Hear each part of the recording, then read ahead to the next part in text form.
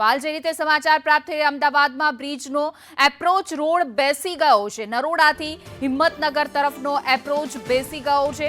હાલ અમદાવાદનો આ બ્રિજ જોઈ શકાય છે. ગંભીરા બ્રિજ દુર્ઘટના હજી ભૂલાઈ નથી, નિર્દોષોને ન્યાય નથી મળ્યો, ત્યારે ફરી એક વખત દુર્ઘટના સર્જાય તેના એંધાણ જે છે તે અહીંયા જોવા મળી રહ્યા છે. 4 વર્ષ પહેલા જ બનેલો 6 લેન બ્રિજ દયનીય હાલતમાં જોવા મળી રહ્યું છે. સરકાર દ્વારા અનેક વખત કોન્ટ્રાક્ટરો અધિકારીઓને ખખડાવવામાં આવે છે. મુખ્યમંત્રી ભૂપેન્દ્ર પટેલે પણ 2 વખત અધિકારીઓને ટકોર કરી ખખડાવ્યા, તેમ છતાં પણ હજુ ક્યાંક ને ક્યાંક પરિસ્થિતિ આવી જ જોવા મળી રહી છે. મોરબી બ્રિજની દુર્ઘટના બાદ ગંભીરા બ્રિજની દુર્ઘટનામાં અનેક જિંદગીઓ છે તે પ્રશાસનના પાપે હોમાઈ ગઈ. ફરીથી આ જ પ્રકારની દુર્ઘટના જો અમદાવાદમાં થાય તો કોઈ નવાઈ નથી. કારણ કે આવું એટલા માટે કહેવું પડી રહ્યું છે કે અમદાવાદના નરોડાથી હિંમતનગર જવાનો જે 6 લેન બ્રિજ જે છેલ્લા 4 વર્ષ પહેલા બનાવવામાં આવ્યો હતો, કરોડોના ખર્ચે બનાવવામાં આવેલા બ્રિજ જે ગણતરીના વર્ષોમાં કે પછી દિવસોમાં જર્જરિત થયેલો જોવા મળી રહ્યું છે. જર્જરિત નહીં પરંતુ આખે આખો વચ્ચેનો જે આખો ભાગ છે એપ્રોચ જે આખો બેસી ગયેલો નજરે પડી રહ્યો છે. જીવના જોખમે 6 લેન બ્રિજ તો બનાવવામાં આવ્યો, જીવના જોખમે અન્ય વાહન ચાલકો પણ અહીંયાથી પસાર થતા નજરે પડી રહ્યા છે. જ્યારે તેના બેરિકેડ જે લગાવવામાં આવે છે, કામ કર્યાનો સંતોષ માનવામાં આવે છે. આખા જે તમામ જે પારી હોય છે તે પણ તૂટેલી અને જર્જરિત હાલતમાં જોવા મળી રહી છે.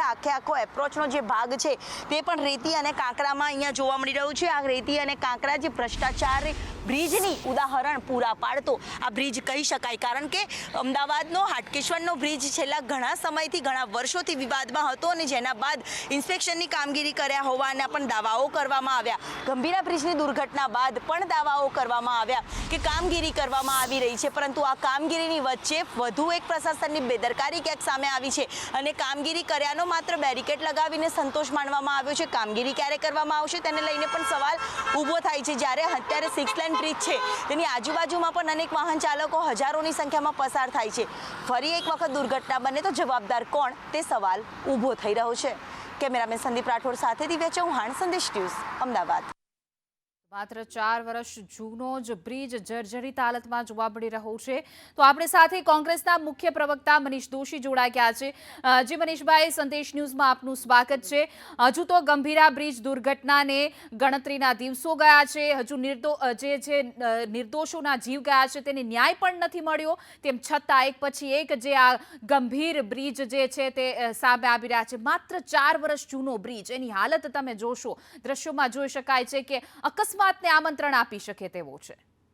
નિશ્ચિતપણે સંદેશ ન્યૂઝની ચેનલ ઉપરના સ્ક્રીન ઉપરના દ્રશ્યો આપણા સૌને સ્પષ્ટપણે દેખાય છે. ગુજરાતમાં જાહેર બાંધકામ પ્રજા માટે ઊભી થતા વિકાસના કામોમાં કેટલો મોટો ભ્રષ્ટાચાર છે અને ભ્રષ્ટાચારના પાપે માનવ જિંદગી હોમાય છે. એક ઘટના બને તો દુર્ઘટના કહેવાય, બીજી બને તો દુર્ઘટના કહેવાય, પણ આ તો કોઈ કુદરત સર્જિત આપત્તિ નથી. આ માનવ સર્જિત જે ભ્રષ્ટાચારના પાપે ગુજરાતમાં એક પછી એક પુલ તૂટી રહ્યા છે, પેપર ફૂટી રહ્યા છે અને લોકોની હાલાકી જીવ જઈ રહ્યા છે. આ જે ઘટના બની છે એ જે સંદેશના અન્ય માધ્યમો કે છે 4 વર્ષથી 5 વર્ષ જ બનેલા હોય અને નરોડાથી હિંમતનગરનો એનો એપ્રોચમાં બેસી જાય, એનાથી આખી ઘટના બને.